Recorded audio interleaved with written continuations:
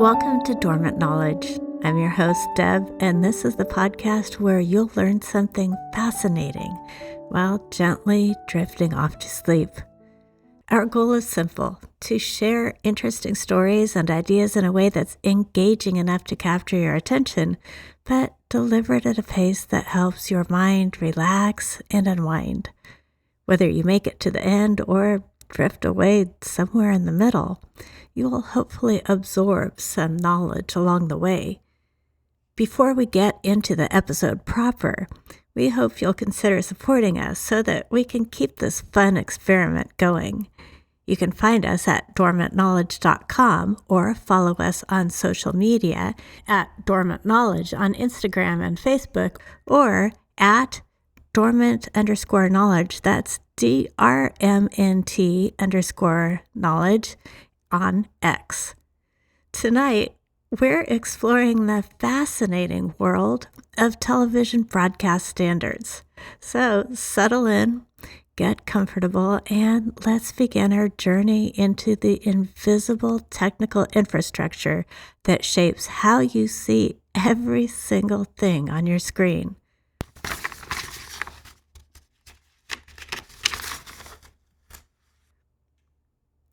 You know, I was watching something on Netflix the other night, and I started thinking about, let me back up a bit. Have you ever wondered why your television screen has the exact proportions it does? Or why, when you're watching an old movie, sometimes it looks a little off? Maybe the motion seems slightly jerky, or the colors don't quite match what you'd expect.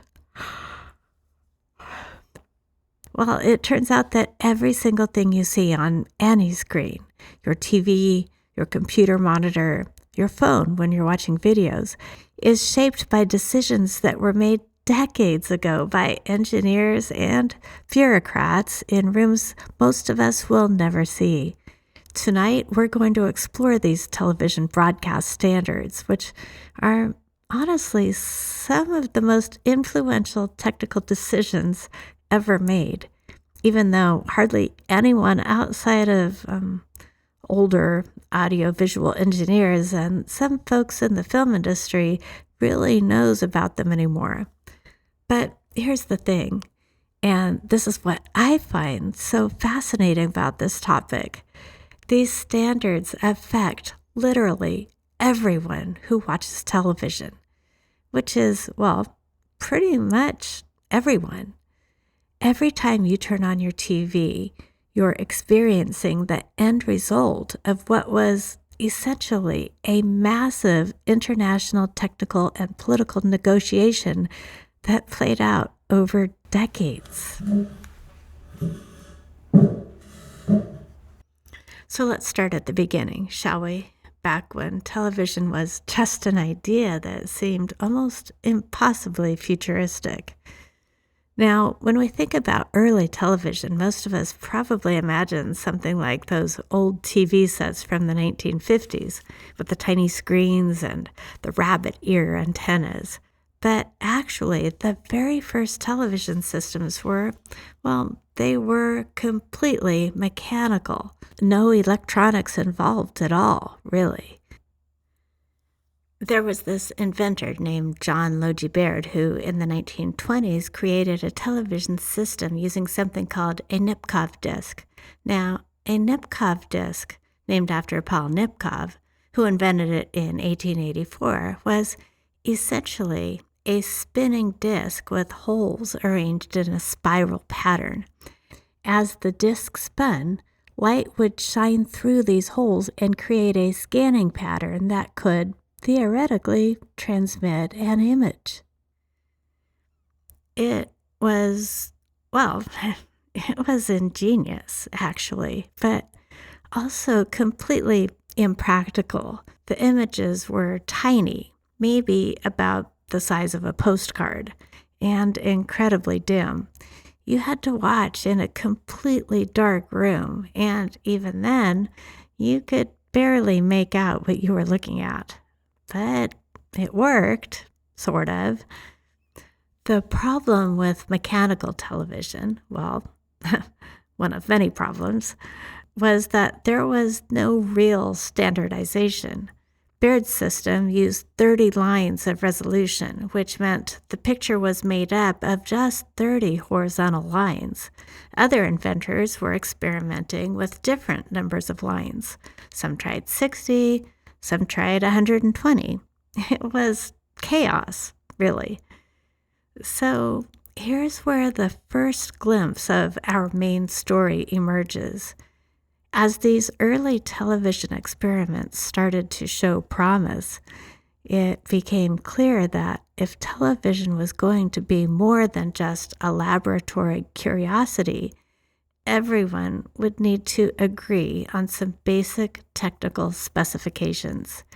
You couldn't have one broadcaster using 30 lines and another using 60 lines and expect viewers to be able to watch both.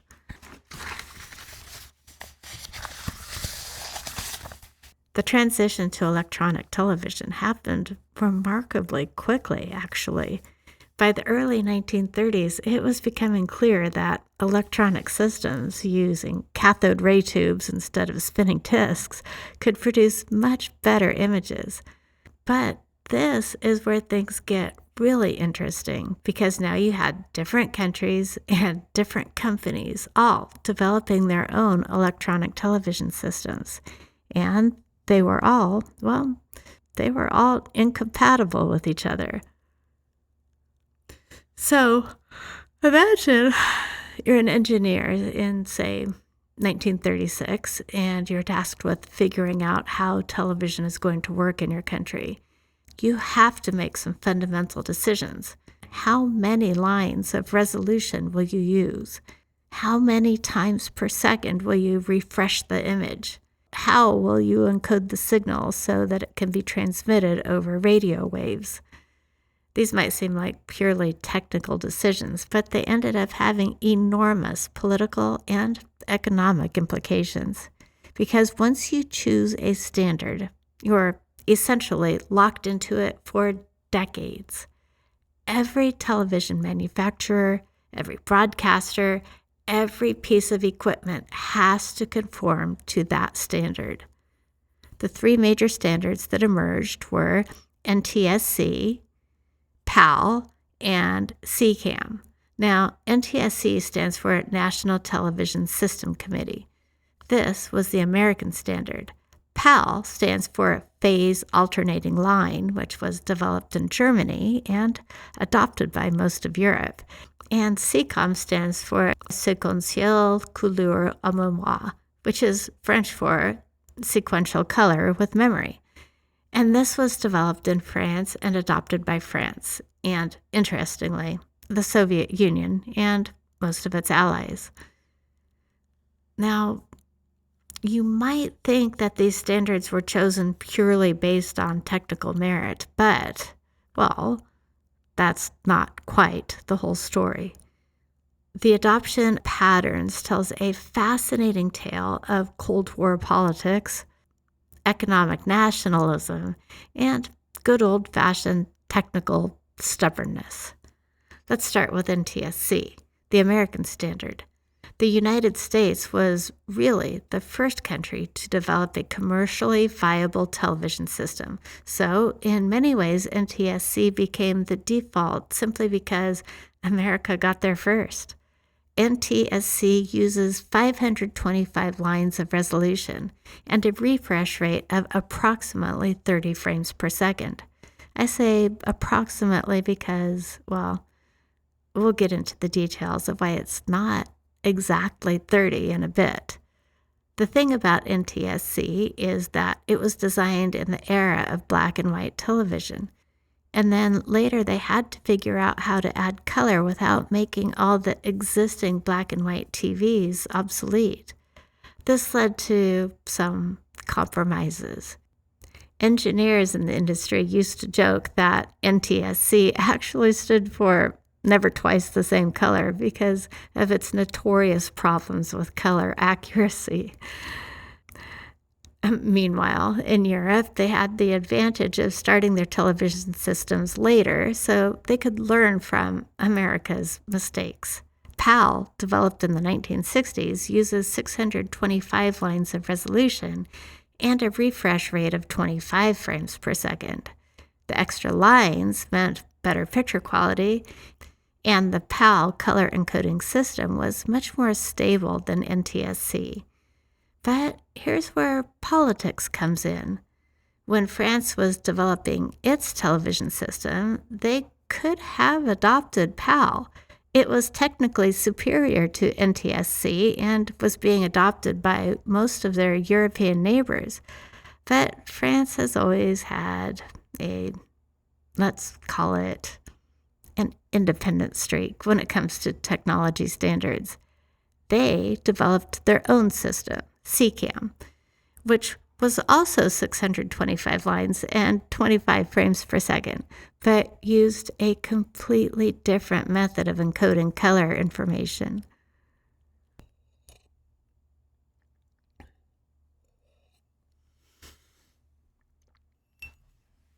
Now, you might ask, why would France go to all the trouble of developing their own system when PAL was right there?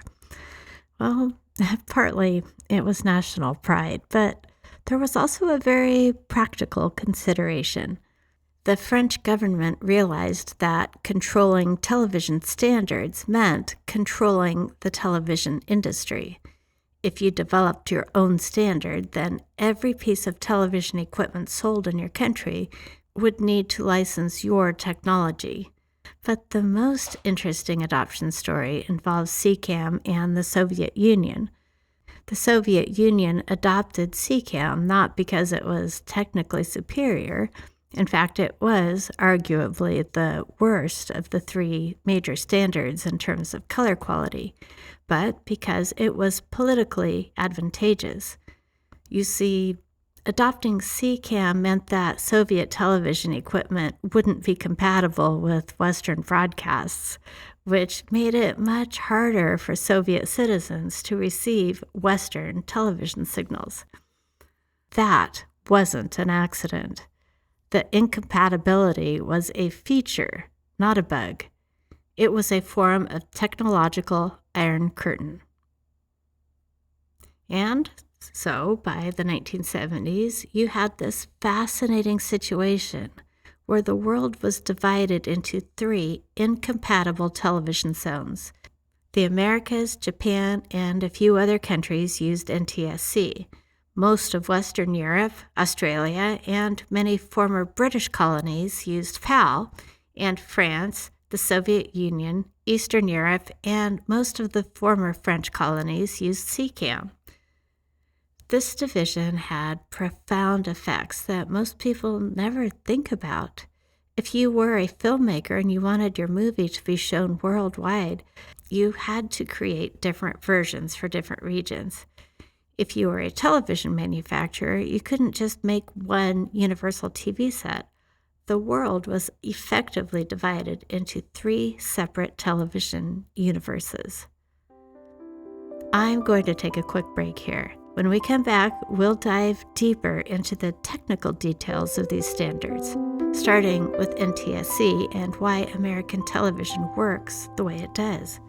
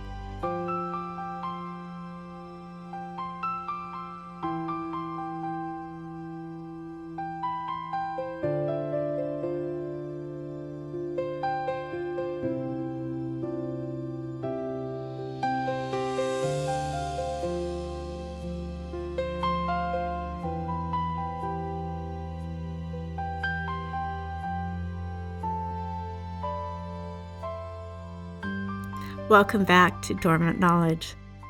Let's talk about NTSC in more detail, because the story of how American television standards were developed really illustrates the kinds of compromises and unexpected consequences that shaped the medium we know today.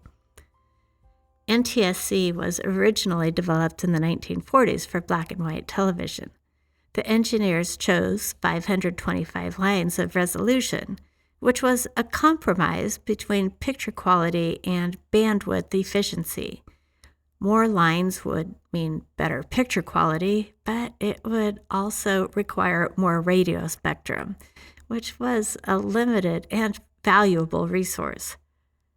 They also chose a refresh rate of 30 frames per second, which seemed logical because the American electrical power grid runs at 60 hertz, and 30 is half of 60.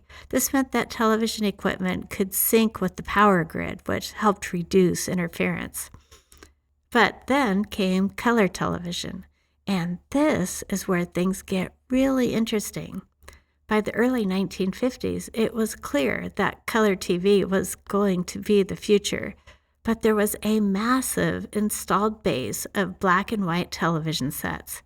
Any color system would need to be backward compatible.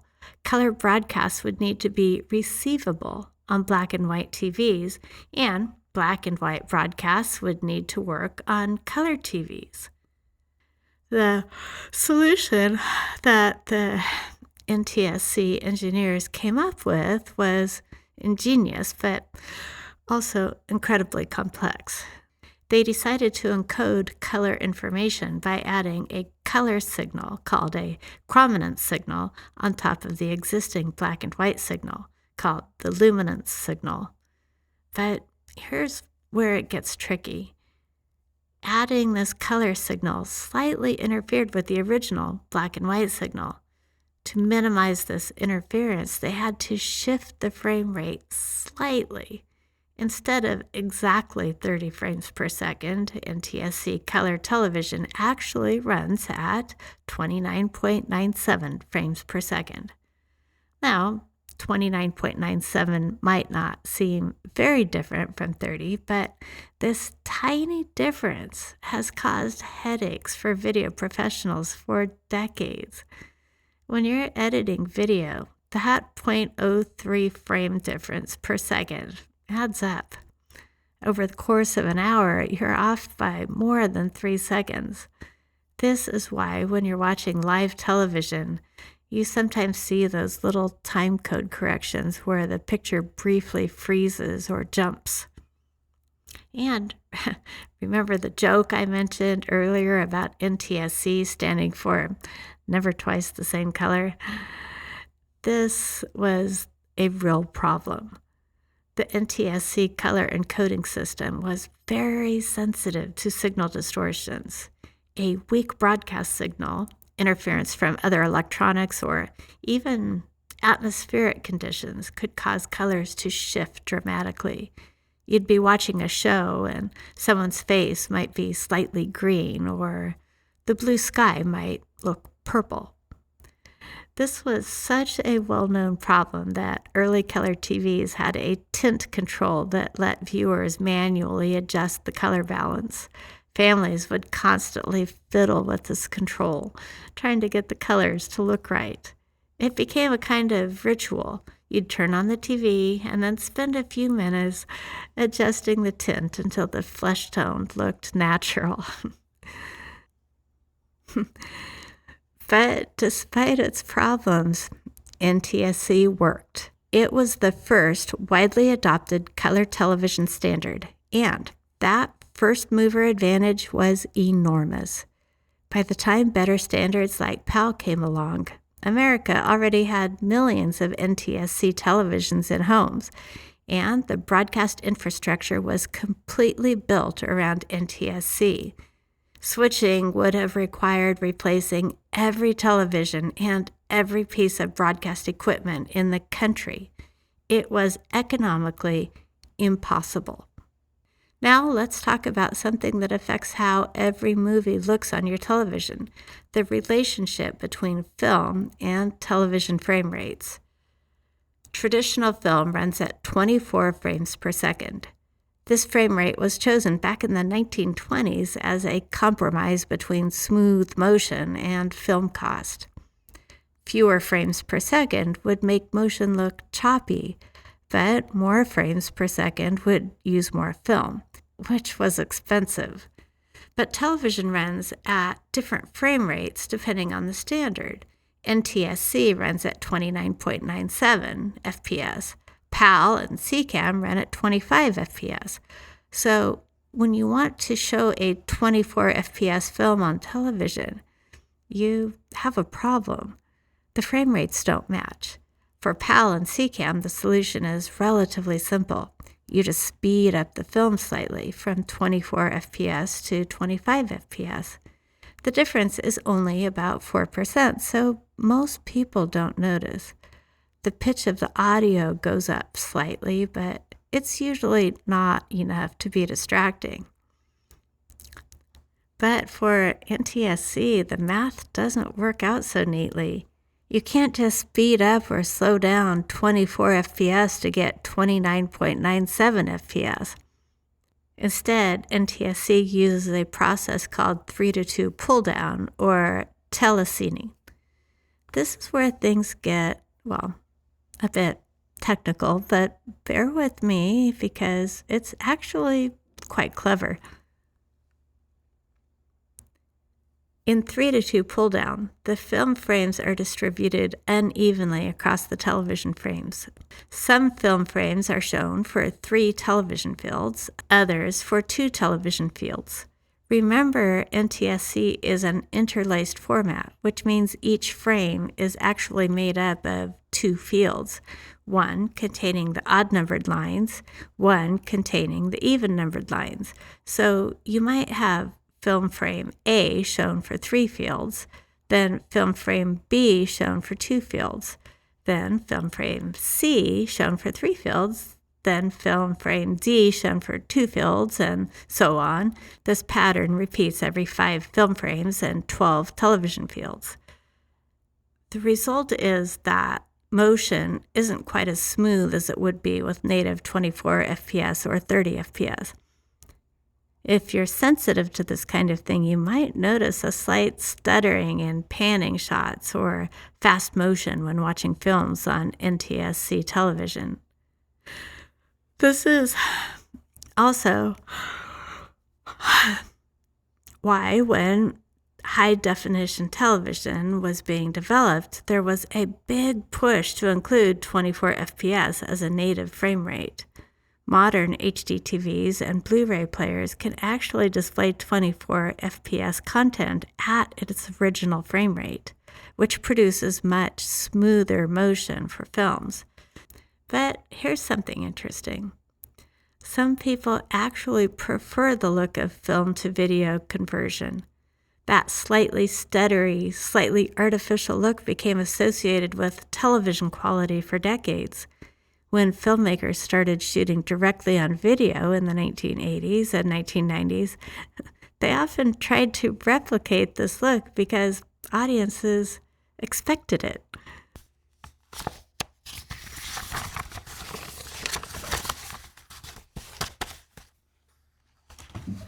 Let's talk about color for a bit, because the way television reproduces color is actually quite fascinating and a bit more limited than you might think. Television screens, at least traditional CRT screens, create colors using phosphors. These are chemical compounds that glow when struck by an electron beam. Early color TVs used 3 different phosphors, one that glowed red, one that glowed green, and one that glowed blue. Now here's the thing about phosphors. They can only produce very specific colors. The red phosphor can only produce one very particular shade of red, the green phosphor one particular shade of green, and so on. All other colors are created by mixing these 3 primary colors in different proportions. But the colors that phosphors can produce are actually a fairly small subset of all the colors that human eyes can see. If you can imagine all possible colors as a sort of map, which color scientists actually do, it's called a color space. Then the colors that a television can display form a triangle within that larger map. This triangle is defined by the 3 phosphor colors, and it doesn't cover the entire range of colors that we can see. There are some very saturated blues and greens and some deep reds that simply cannot be displayed on a traditional television screen. The different television standards actually use slightly different phosphor formulations, which means they can display slightly different ranges of colors. NTSC uses one set of phosphor colors, PAL uses another, and SECAM uses yet another. This is one reason why the same program can look slightly different when viewed on different systems.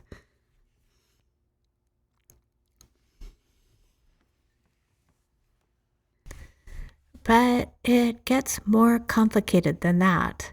Not only do different standards use different phosphor colors, they also use different methods for encoding color information in the broadcast signal. NTSC encodes color using something called the YIQ color space. Y represents luminance, basically the brightness information that would be used for black and white television. I and Q represent 2 color difference signals that, when combined with the luminance signal, can recreate color images. PAL uses a similar but more sophisticated system called YUV. The key innovation of PAL is that it alternates the phase of the color signal on every line. This helps cancel out certain types of distortion, making PAL much more resistant to color shifts than NTSC. SECAM takes a completely different approach. Instead of transmitting both color signals simultaneously, SECAM transmits them sequentially, red difference on one line, blue difference on the next line, and so on. This makes SECAM very robust against signal distortion, but it also makes it more complex to decode. These differences in color encoding meant that not only were the standards incompatible in terms of resolution and frame rate, they were also incompatible in terms of color. A PAL television simply couldn't decode an NTSC color signal, and vice versa. This created some interesting challenges for international broadcasters.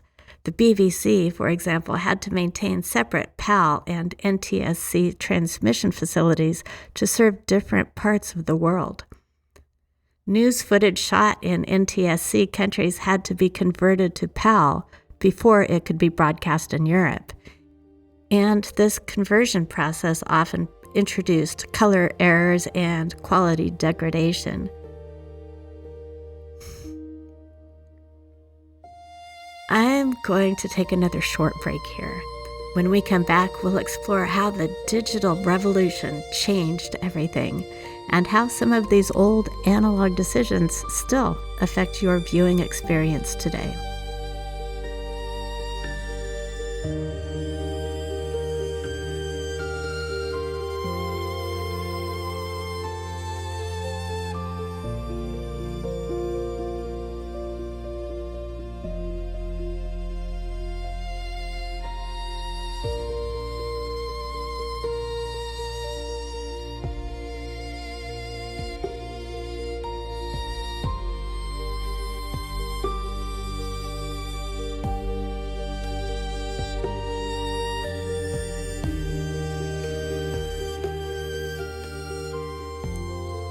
Welcome back to Dormant Knowledge.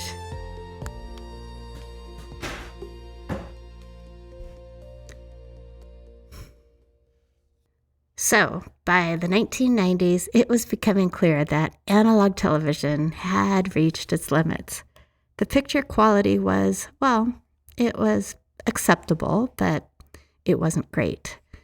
And more importantly, analog television was inefficient in its use of radio spectrum.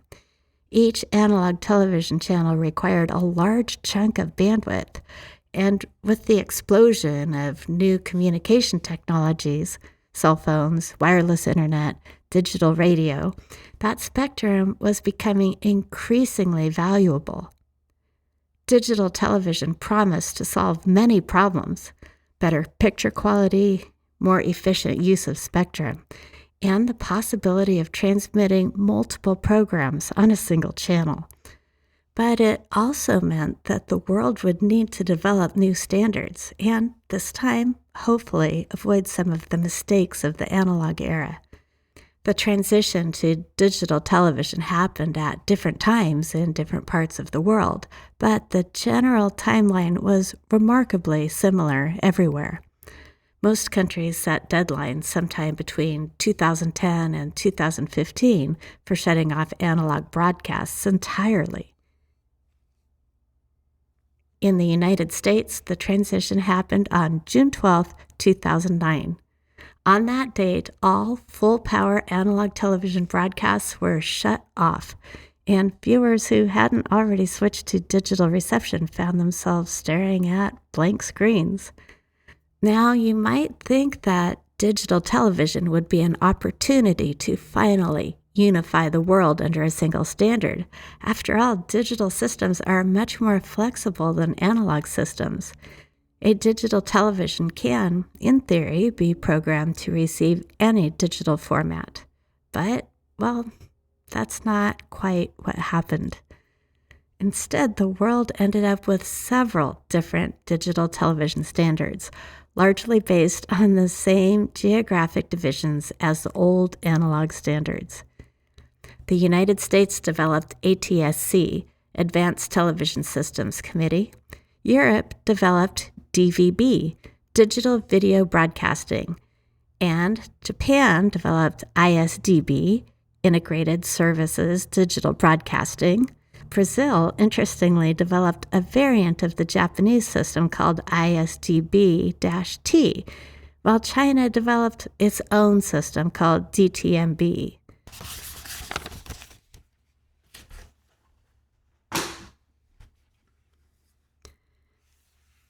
But here's what's interesting about the digital transition.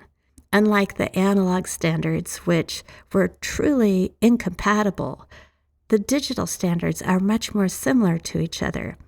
They all use similar video compression techniques, mostly variants of MPEG-2 and later MPEG-4. They all support multiple resolution formats from standard definition up to high definition and beyond.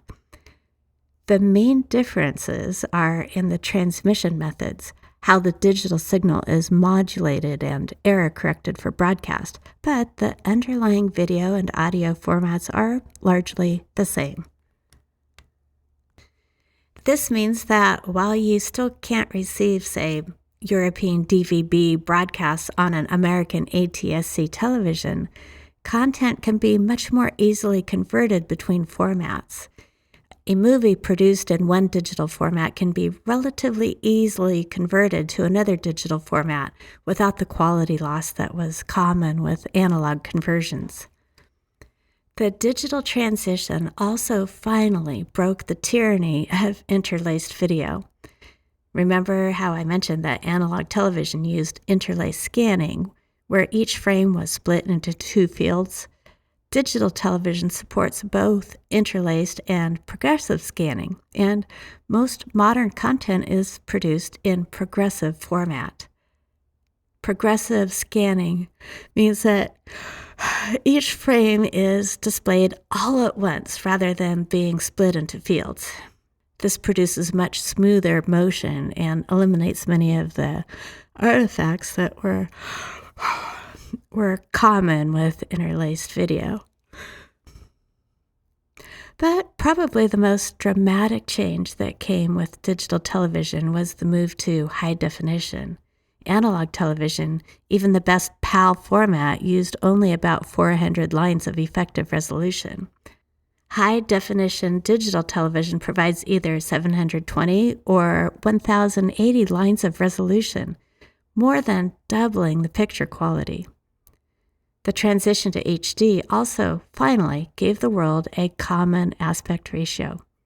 Analog television used a 4:3 aspect ratio. The screen has 4 units wide for every 3 units tall. But HD television uses a 16:9 aspect ratio, which is much closer to the aspect ratio used by most movies. This might seem like a small change, but it had enormous implications for content production. Suddenly, television producers could frame their shots more like filmmakers.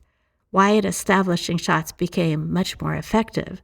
The composition of every shot had to be reconsidered.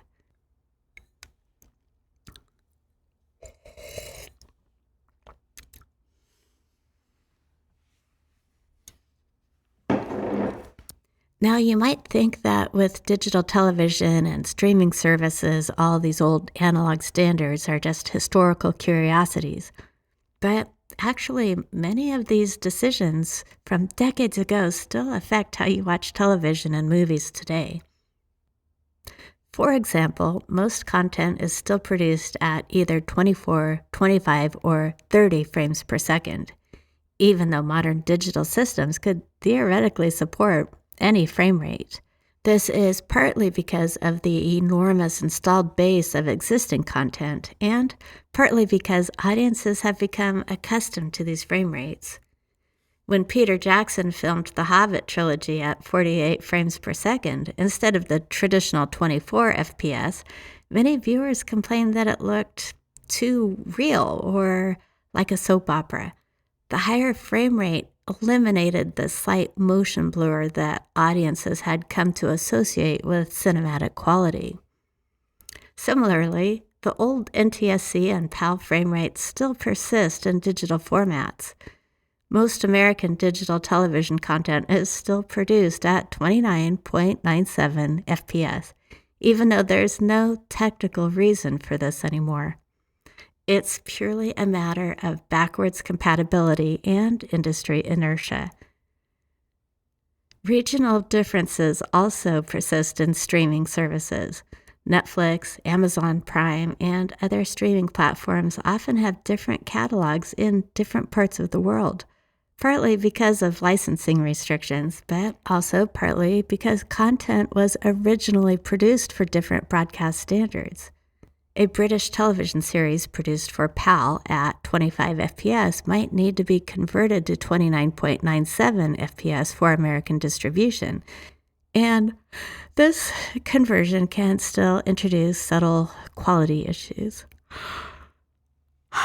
The resolution standards that we use today, 720p, 1080i, 1080p, 4K, are also largely derived from the old broadcast television standards. 1080 lines was chosen because it's almost exactly double the 525 lines of NTSC, making conversion between HD and standard definition relatively straightforward. Even the aspect ratios we use today reflect these old decisions. The 16:9 aspect ratio that's now standard for almost all video content was chosen as a compromise between the 4:3 aspect ratio of television and the various widescreen ratios used by movies. But perhaps most importantly, the infrastructure decisions made during the analog era still shape the economics of television and film production.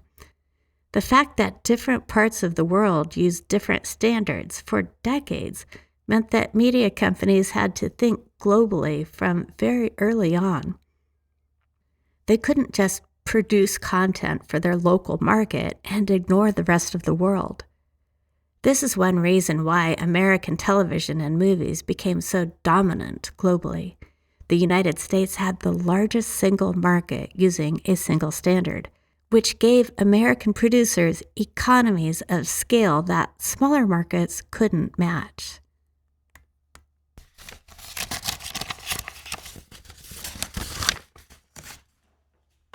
The legacy of broadcast standards extends far beyond just technical specifications. These standards shaped entire industries and influenced global culture in ways that most people never consider. Take the VCR format wars of the 1970s and 1980s, for example. The battle between VHS and Betamax wasn't just about which format was technically superior. It was also about which format could best accommodate the different broadcast standards around the world. VHS had better compatibility with NTSC, while Betamax had some advantages with PAL. This geographic factor played a role in determining which format succeeded in which markets.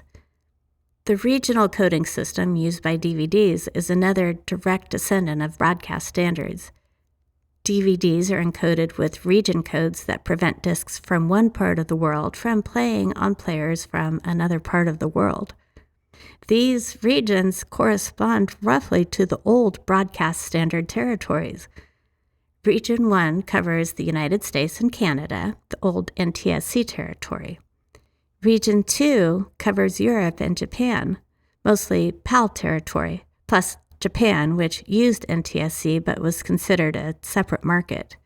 Region 3 covers Southeast Asia, and so on.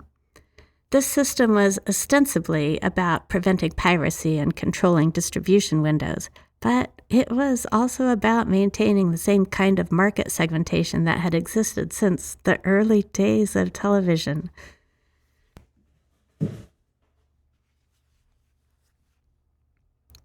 Even today, in the age of streaming and digital distribution, content creators have to think about how their work will appear in different parts of the world. Color grading, the process of adjusting the colors in a film or television show, often has to account for the fact that the same content might be viewed on displays with different color characteristics. Professional colorists still sometimes create separate versions of their work for different markets, just as they did in the analog era. The frame rate differences also persist in subtle ways.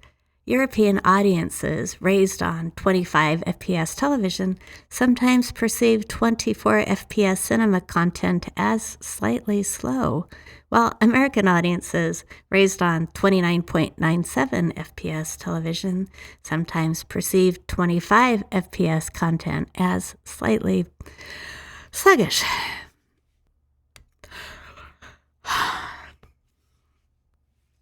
These perceptual differences are largely unconscious, but they can affect how audiences respond to content. A comedy's timing might feel slightly off when shown at a different frame rate than it was designed for. A dramatic scene might lose some of its impact if the motion doesn't feel quite right. This is why, even in our globalized digital world, many filmmakers still consider the geographic distribution of their work when making creative decisions. They might adjust the pacing of a scene slightly or choose different shot compositions depending on where they expect their work to be seen.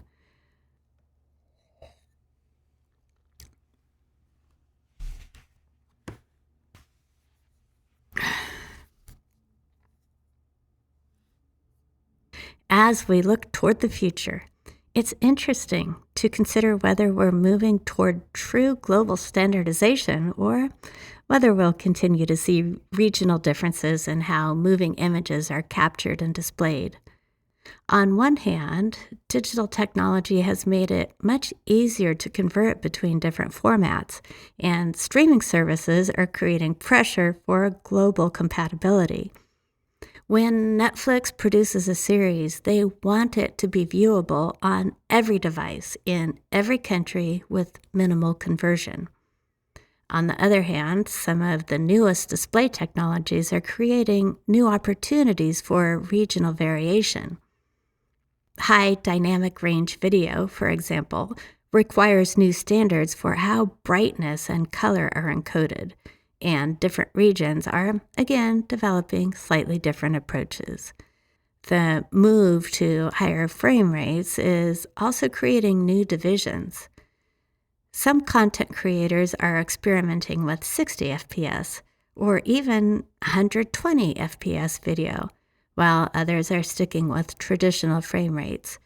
Virtual reality and augmented reality applications often require even higher frame rates to prevent motion sickness.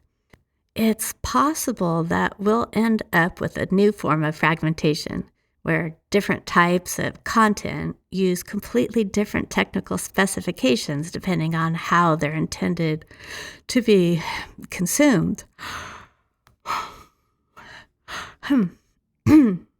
But what's fascinating to me is how these technical decisions made by small groups of engineers and standards committees end up shaping the creative work that billions of people experience.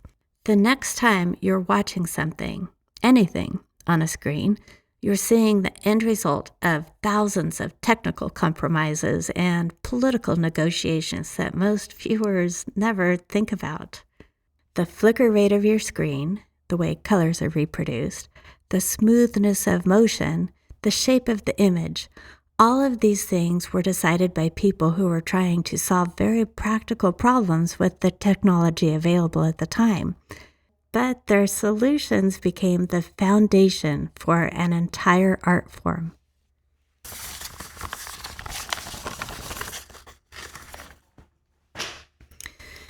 And in many cases, these technical constraints also drove creative innovation. The 4:3 aspect ratio of early television led to a very different visual language than widescreen cinema. The limited resolution of analog television meant that filmmakers had to think carefully about how much visual detail they could include in a shot. The transition to digital and high definition changed all of these constraints, but by then, decades of creative work had been built around the limitations of the older systems. Some of those creative approaches persisted even after the technical limitations were removed, simply because audiences had come to expect them.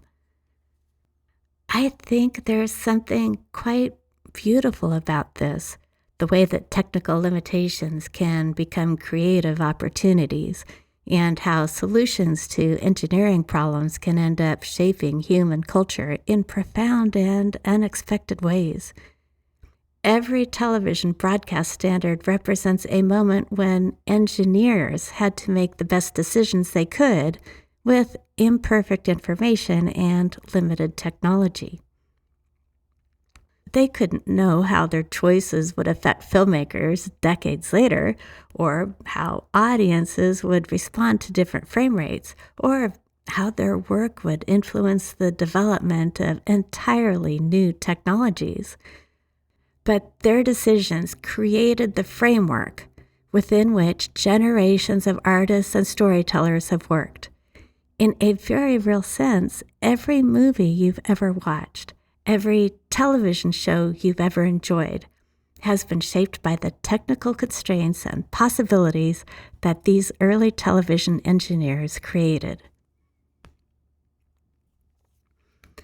So, the next time you're watching something and you notice that the motion looks a little different, or the colors seem slightly off, or the image proportions don't quite match what you expect, you might be experiencing the echoes of decisions made decades ago by people trying to solve the seemingly simple problem of how to transmit moving pictures through the air.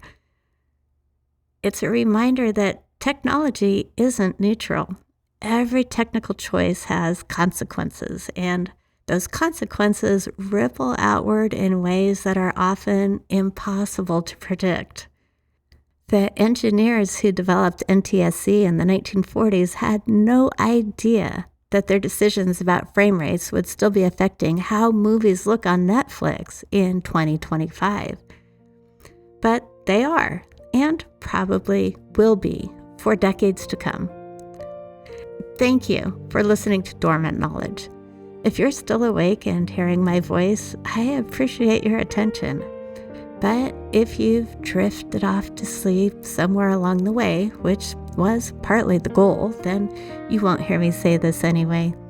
Either way, I hope some knowledge about television broadcast standards has made its way into your consciousness, or perhaps your dreams. Until next time, This is Deb, wishing you restful nights and curious days.